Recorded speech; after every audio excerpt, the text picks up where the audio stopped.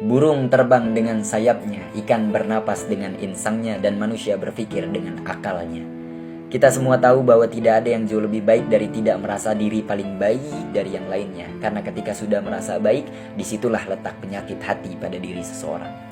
Dan merasa baik itu tidak bisa diukur dari penilaian, dari sebuah ungkapan.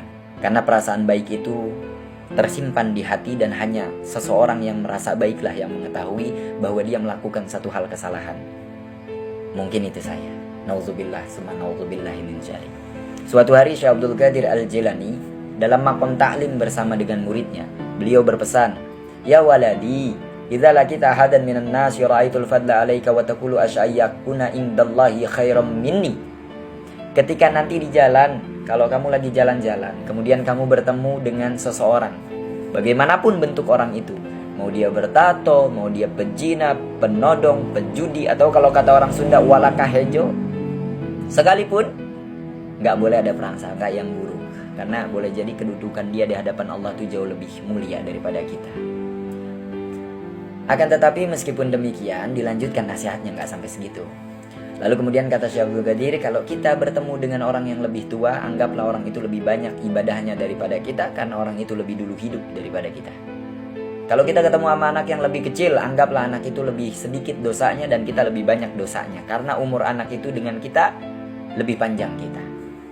Kalau kita bertemu dengan orang kafir sekalipun, maka katakan pada diri kita, wallahu a'lam. Boleh jadi di akhir hayatnya kemudian dia mengucapkan syahadat, yang mana kata Nabi, man akhira kalamihi la ilaha illallah dakhalal jannah.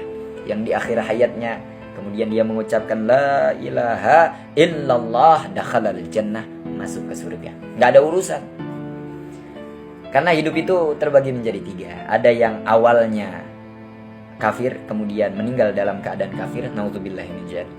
Kemudian ada yang awalnya Islam, meninggal dalam keadaan kafir, naudzubillahi min dzalik.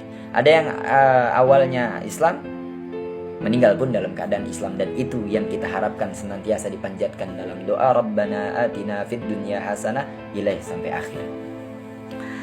Jadi apa yang terlihat oleh mata belum tentu itu salah. Apa yang dinilai oleh hati belum tentu itu juga benar. Kebenaran mutlak hanya milik Allah Subhanahu wa taala.